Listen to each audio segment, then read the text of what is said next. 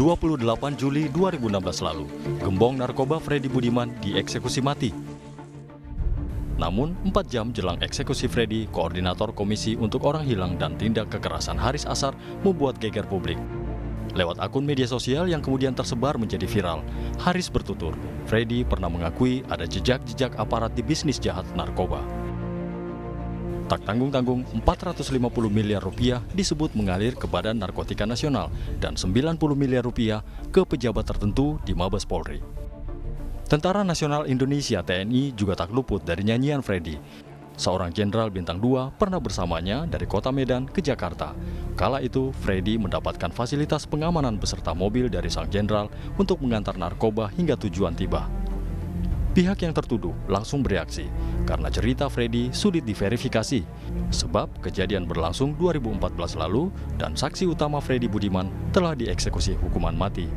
Tim investigasi independen pun dibentuk, Polri, TNI, dan BNN.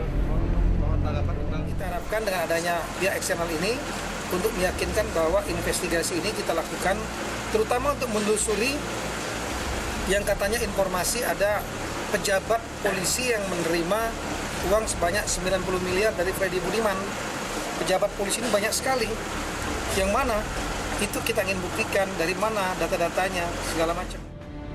Pekan lalu, Pusat Pelaporan dan Analisis Laporan Keuangan PPATK akhirnya bicara.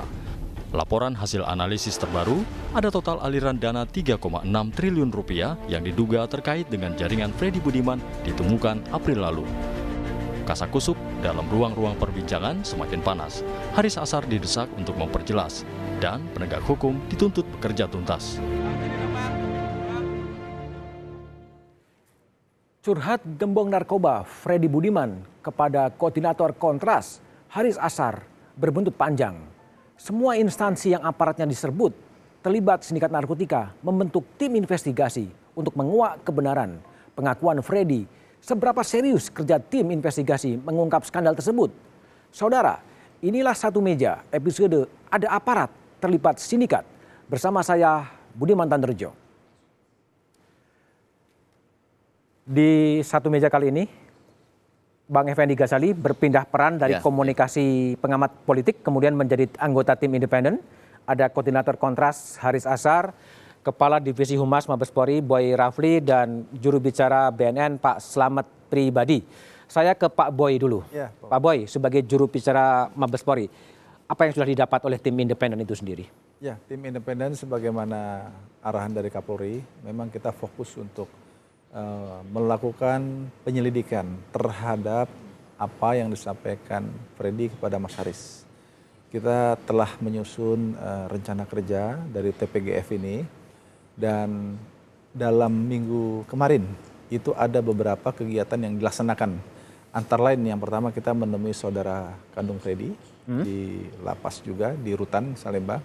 Kemudian juga tim ada juga yang melakukan penelaahan kepada pledoi. Kemudian tim juga ada yang melakukan penyelidikan kepada internal Polri, mereka-mereka yang pernah menangani Freddy. Oke. Khususnya para penyidik yang di lingkungan Mabes Polri. Kemudian juga tim berkoordinasi dengan BNN. Dengan BNN? Ya, itu minggu kemarin. Dan minggu ini ada yang akan dilaksanakan. Yang pertama berkunjung ke Nusa Kambangan. Tentu nanti ingin mencari fakta lebih jauh tentang proses pertemuan Mas Haris dengan Freddy. Kemudian kita juga yang menarik, kita ingin juga bertemu dengan PPATK. PPATK? Ya, karena kita ingin tahu. Hasil temuan dari tim Polri, yang namanya tim pencari fakta gabungan ya, itu dilaporkan kepada Kapolri sebagai pro justisia atau apa sebenarnya positifnya? Ini tidak melakukan tugas pro justisia tim ini. Jadi tim ini lebih kepada pencarian fakta untuk dijadikan bukti permulaan terkait dugaan yang disampaikan oleh Mas Haris terkait testimoni. Jadi ketika nanti ada indikasi-indikasi mengarah kepada perbuatan pelanggaran hukum, maka yang menindaklanjuti adalah penyidik nantinya. Oke. Jadi tidak tim ini. Jadi tim ini lebih kepada, karena ada unsur dari luar, dari seperti Pak Effendi, Pak Hendardi, Bu Pungki Indarti. Mereka bersama dengan kita mencari fakta-fakta, indikasi-indikasi adanya. Sejauh ini sudah ada fakta yang cukup terang atau masih tetap gelap? Memang dari rencana kita nanti akan Karena kan target kan 1 bulan. 1 bulan. Jadi setelah 1 Sekarang bulan. udah 2 minggu ya? Belum ya? Baru 8 hari. 8 hari ya? Jadi setelah 1 bulan ini kita akan buka kepada publik. Oke. Setiap temuan-temuan yang Akan dibuka kepada publik? Akan dibuka kepada publik. Oke. Saya ke Pak Slamet sebagai BNN. Kalau dari BNN, tim yang dibentuk ini arahnya akan kemana sebetulnya? Arahnya adalah fokus ke informasi yang disampaikan oleh Saudara Haris Oke. mengenai dugaan yang katanya pencopotan CCTV. CCTV di BNN. Yang kedua adalah yang katanya suap 450 M. Kemudian sudah ditunjuk dari tim inspektorat di BNN, kemudian gabungan dengan bagian hukum dan sudah melakukan pemeriksaan terhadap para penyelidik dan penyidik. Kemudian sudah berangkat ke Nusa Kambangan hari Sabtu kemarin kembali ke Jakarta. Hasil tim yang dipimpin oleh Pak Rum ini akan dilaporkan kepada Kepala BNN? Ya, akan dilaporkan kepada Kepala BNN dalam bentuk non pro justisia. Non pro justisia? Iya, betul. Dan sebetulnya TPF ini hanya mencoba mengklarifikasi apakah yang ditulis oleh Haris ini benar atau tidak benar? Iya, fokus ke apa yang informasi dari Kang Haris. Oke, saya ke Mas Haris. Ada 4 tim sebenarnya yang menyelidiki terhadap tulisan Anda di Facebook. Anda cukup puas atau kurang puas atau sebenarnya disatukan saja tim-tim ini sendiri? Kalau sebenarnya ide awalnya memang disatukan. Oke. Disatukan bukan kenapa-napa, tapi karena memang kita menduganya ini kan mungkin jaringannya saling terkoneksi satu sama lain gitu ya. Jadi mungkin ada baiknya dijadikan satu. Tapi saya sih apresiasi kepada pihak Polri, TNI, BNN, Kumham juga bikin tim juga gitu ya. Karena pada titik-titik tertentu memang kedalaman pada setiap institusi memang diperlukan.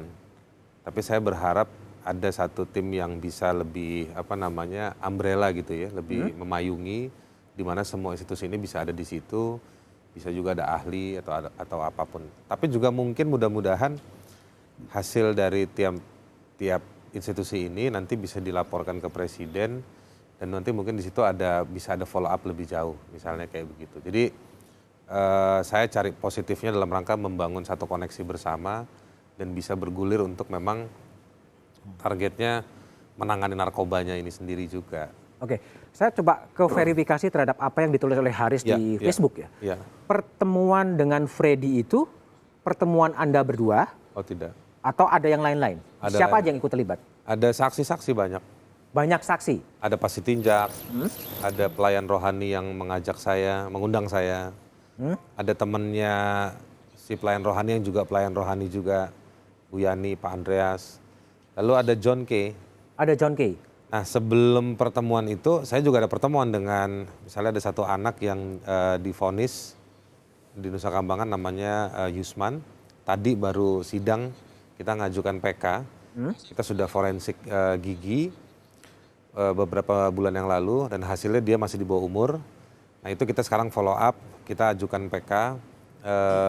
Yusman waktu itu ketemu saya masih belum bisa bahasa Indonesia. Oke. Jadi akhirnya dia dipertemukan dengan saya bersama dengan Rasula. Rasula ini kakak iparnya yang diduga didakwa sebagai pelaku pembunuhan berencana yang jual tokek di Nias. Oke. Jadi memang saya ke Nusa Kambangan itu memang untuk ketemu beberapa orang yang saya tidak tahu kasusnya sebetulnya. Nggak, artinya kesaksian Freddy yang diceritakan pada Anda itu didengar oleh banyak orang? Didengar. Dan Freddy juga mention siapa-siapa yang kemudian terlibat di situ? Dia tidak sebut nama. Tidak sebut nama? Tapi memang dia cerita gitu kan, saya selak dikit-dikit, nanti cerita lagi, saya selak dikit-dikit. Itu lama, kurang lebih sampai hampir jam 2 kalau nggak salah. Sampai saya agak khawatir karena saya diingatkan kapal penyeberangan itu kan terbatas. Oke. Sementara saya masih harus ke LP Pasir Putih untuk ketemu lagi dengan 3 narapidana di sana. Akhirnya pembicaraan itu saya tutup dengan saya tanya, ini semua kesaksian Anda ada di mana gitu. Siapa lagi yang bisa saya temui? Dia menyebut beberapa hal. Udah akhirnya selesai pertemuan, terus saya lalu buru-buru ke LP Pasir Putih. Dan Kang Haris juga tidak bertanya ketika Freddy menceritakan bahwa membawa narkotika dengan jenderal berbintang 2? Dia cerita, dia mengalir ceritanya terus gitu. Saya tanya beberapa hal, dan dia cerita beberapa hal soal mobil dari Medan ke Jakarta. Jadi sebenarnya keterangannya tidak ada konteksnya. Misalnya begini nih, dia menyebutkan bahwa saya ini nggak kerja sendirian, bahkan saya support oleh orang-orang di sejumlah institusi tersebut gitu. Tadi yang disebutkan oleh Pak Slamet misalnya, yang 450 M itu bukan 450 M di store gitu, bukan. Jadi dibilangnya dalam 2-3 tahun saya bekerja menyelundupkan narkoba, itu ada orang-orang di dalam BNN yang menikmati jumlahnya seperti sejumlah ini gitu. Di kepolisian juga seperti itu. Jadi konteks 2-3 tahun, bukan sekali 450. Sekaligus dalam pertemuan bukan, itu ya. bukan. Sejauh mana sebetulnya sindikat narkotika dan menjadi jaringan Freddy Budiman? Jawabannya setelah jeda berikut ini.